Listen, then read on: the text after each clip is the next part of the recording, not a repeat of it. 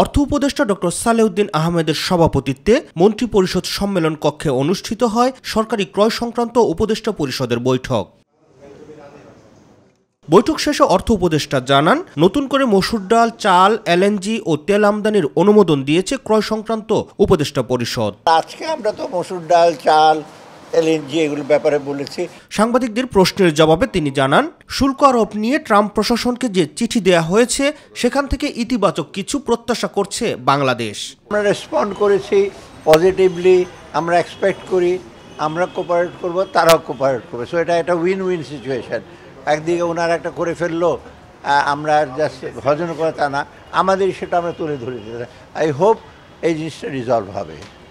এটা পজিটিভ, এই সাথে পজিটিভ মানে তাদেরও লাভ হবে, আমাদেরও লাভ হবে। আমরা তো চাচ্ছি না যে আমরা সব কিছু করে ফেলবো। এ সময় বাণিজ্য উপদেষ্টা শেখ বশির উদ্দিন জানান, ট্রাম্প প্রশাসনকে দেয়া চিঠির বিষয়ে এখনো কোনো উত্তর মেলেনি। তবে যুক্তরাষ্ট্রের সাথে বাণিজ্য ঘাটতি কমিয়ে আনতে সরকার কাজ করছে বলেও জানান তিনি। মৌলিক বিষয় হচ্ছে বাণিজ্য ঘাটতি অপসারণ, কমানো। তো আমরা ওইটার উপরে কাজ করছি। আমরা বিভিন্ন রকম বিশ্লেষণ করছি যে কি পণ্য দিয়ে আমরা আমাদের বাণিজ্য ঘাটতিকে কমিয়ে আনতে পারি। রাকিব হাসান, মাই টিভি, ঢাকা।